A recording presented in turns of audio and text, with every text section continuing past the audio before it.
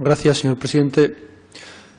Señorías, los demoledores indicadores sociales provocados por la gestión de la crisis, junto con los escándalos de corrupción, el deterioro programado de los servicios públicos, hacen legítima la pregunta que se hacen muchos asturianos y asturianas. ¿Qué sucede con mis impuestos?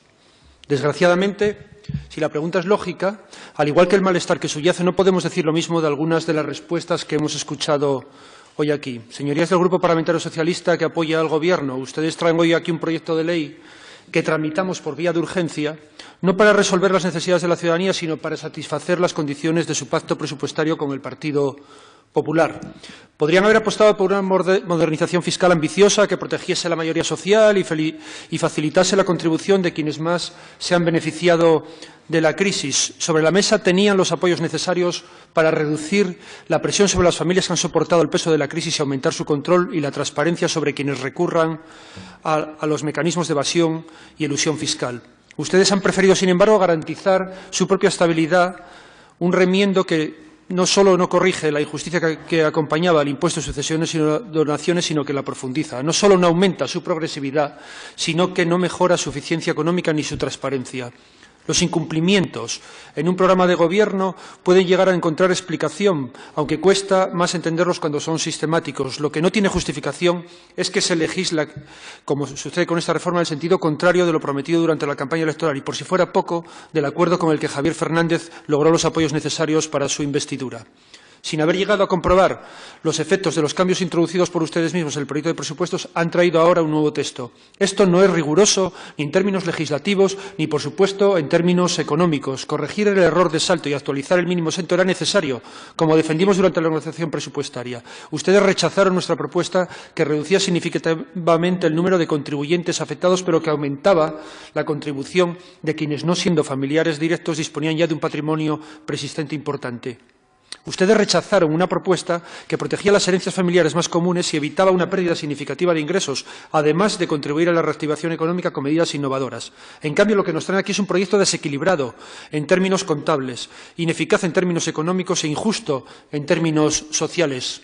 La pérdida de recaudación, su principal argumento para rechazar el acuerdo con Podemos, es mucho mayor, si cabe, con esta iniciativa. Esto corrobora la idea que expusimos al comienzo. Esta iniciativa no responde a un proyecto sólido ni a las necesidades de la ciudadanía, sino a una cuestión de mera oportunidad política. Sin iniciativa política, ustedes han convertido el Gobierno asturiano en una gestora y encima en una mala gestora. El Partido Popular ha aprovechado así su ensimismamiento en sus problemas internos, instrumentalizando la indignación ciudadana para introducir en nuestra legislación tributaria medidas claramente impopulares que van en contra de la progresividad fiscal, favorecedoras de excepciones fiscales para unos pocos grandes patrimonios, fortunas y empresarios que pasan a tener las mismas bonificaciones que los ahorros familiares, las pequeñas empresas o los negocios de proximidad.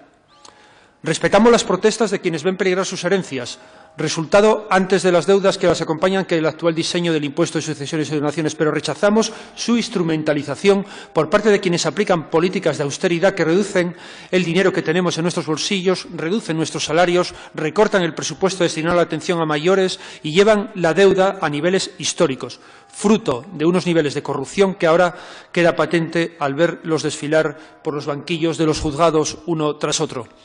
En esta iniciativa, imitando un modelo fiscal más adaptado para la calle Serrano de Madrid que para la calle Uría de Oviedo, ni que decir tiene que para el concejo de Ibias, el PP elimina el tope máximo de 5 millones en la transmisión de empresas. Esta medida, que podríamos definir como cláusula Massabeu, favorece que los herederos de grandes emporios paguen lo mismo que quien hereda una peluquería o un bar. La reducción del tiempo de permanencia de 10 a 5 años en estas grandes empresas favorecerá la especulación y, con ello, la puesta en riesgo de los empleos en esas empresas hereditarias. El cambio, para que no sea necesario mantener la actividad en Asturias, sino solamente el domicilio fiscal para poder beneficiarse de reducciones asturianas a este impuesto, supone también contribuir a la deslocalización industrial y productiva. Ustedes introducen en esta reforma legislativa también la disposición testaferro, porque amplían la bonificación para herederos o receptores de donaciones sin parentesco con la persona fallecida, favoreciendo a gestores o directores de empresas sin vinculación alguna, fórmula perfecta para el blanqueo de patrimonios a nombre de testaferros.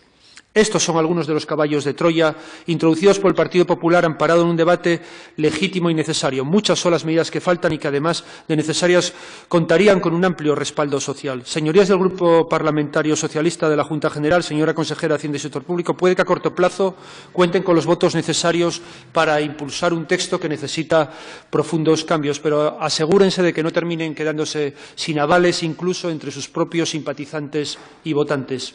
Sabemos que van a aplicar el rodillo PP-PSOE, pero sinceramente no queremos que este rodillo sea muy bien visto por la nueva dirección de su partido, porque no responde para nada a las políticas de izquierdas con las que acaba de arrasarles en las primarias del PSOE. El Gobierno asturiano se somete a la política fiscal del Partido Popular. No nos vengan luego con el teatro quincenal en el hemiciclo asturiano entre Fernández y Fernández, porque no cuela en lo económico, en lo fiscal. Cuando se trata de administrar los recursos públicos, los gastos y los ingresos, sus políticas coinciden. Aquí está la prueba. La situación económica y social para nuestro grupo demanda un giro. Una herramienta fundamental para orientar la política en Asturias es la modernización de nuestro sistema fiscal, el sistema fiscal autonómico. Ni el despilfarro de la FSA ni la frivolidad fiscal del PP son la mejor respuesta al hartazgo que han provocado. Actualizar la fiscalidad para que no recaiga todo el peso a las familias que más han sufrido y luchar contra la evasión son las claves de la propuesta que defendemos, así como la protección de las herencias fruto de una vida de esfuerzo, no de las fortunas generadas al calor de la burbuja de la construcción. Por eso defendemos, y ya acabo, la modernización del impuesto de sucesiones, junto con el IRPF y el impuesto de patrimonio, y seguiremos trabajando para que Asturias tenga un modelo fiscal propio de las sociedades del siglo XXI, más redistributivo y funcional a un modelo económico sostenible, combatiendo al mismo tiempo la evasión y la elusión fiscal que ponen en riesgo la financiación de los servicios públicos imprescindibles en una sociedad democrática y avanzada. Gracias.